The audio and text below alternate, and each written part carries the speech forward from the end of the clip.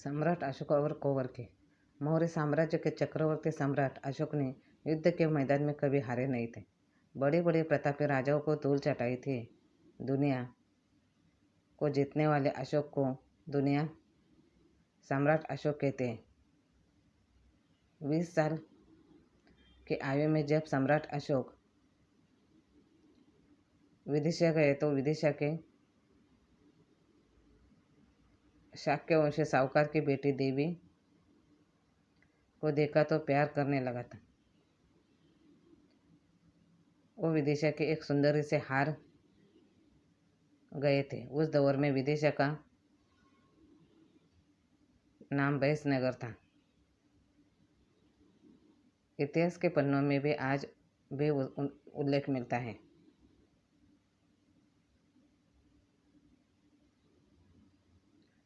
अशोक को उनके पिता बिंदुसार ने 18 वर्ष की आयु में उज्जैन का राज प्रतिनिधि बनाया था।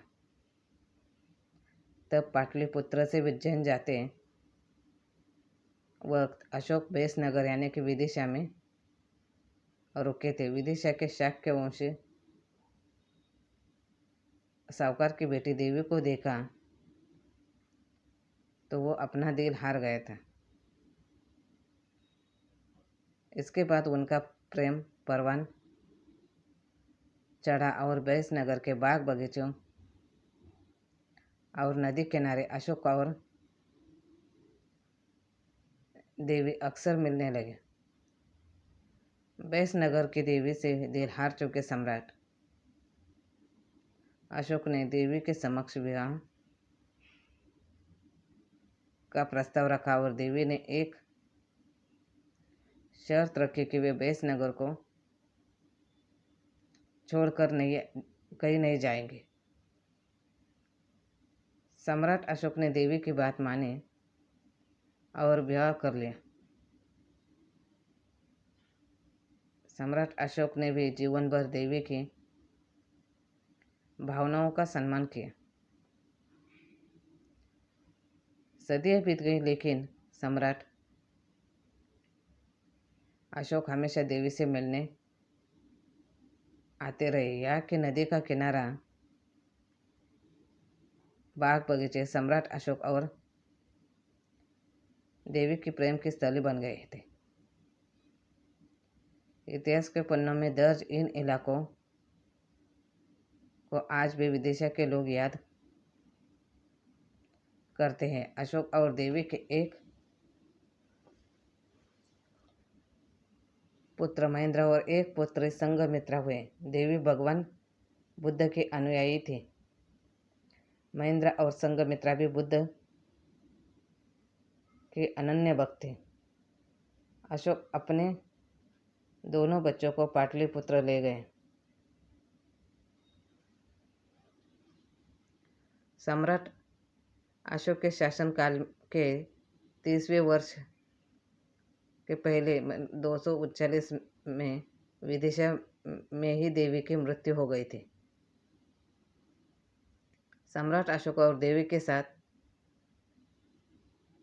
ही उनके बच्चे महेंद्र और संघमित्रा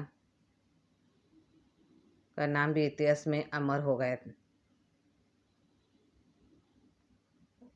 उनके बच्चों ने भी भगवान बुद्ध की शरण में अपना जीवन बिताने का फैसला किया। सम्राट अशोक का पुत्र बौद्ध धर्म के प्रचार एवं प्रसार हेतु श्रीलंका चला गया। श्रीलंका की राजकुमारी अनुला भी बौद्ध धर्म स्वीकार करना चाहती थी, लेकिन महेंद्र ने वहाँ के राजा को समझाया कि नियमानुसार कोई पुरुष भिक्षु महिला को दीक्षित नहीं कर सकता। तब इस कार्य के लिए भारत से महाविदुषी संघमित्रा को बुलवाया गया और बोधि वृक्ष की शाखा सहित संघमित्रा को श्रीलंका भेजने की तैयारी हुई। सम्राट अशोक ने अपनी पुत्री को विदा कर दिया। भिक्षु भिक्षुणियों के साथ संघमित्रा तेजस्विनी वेश में पाटलिपुत्र से अपनी माँ के नगर बैस नगर पहुंची। यहाँ देवी और संघमित्रा का अंतिम मिलन हुआ। देवी ने वेदिसगिरी पर संघमित्रा का अंतिम अभिवादन किया। संघमित्रा बोधि वृक्ष के साथ पहुंचे और रानी अनुला समेत करीब 1000 महिलाओं को वहां दीक्षित किया। दोनों भाई बहन जीवन पर्यंत लंकावासियों को भगवान बुद्ध के संदेश सुनाते रहे। वे भारत से एक बार गए तो फिर लौटकर नहीं आए। ऐसा कहा जाता है कि श्रीलंका जाने के पश्चात दोनों भाई बहन पुनः कभी भारत नहीं लौटे। इस तरह सम्राट अशोक और देवी की प्रेम कहानी हमेशा के लिए अमर हो गई। सम्राट अशोक ने देवी को कभी भी पाटलिपुत्र आने के लिए नहीं बोला। धन्यवाद।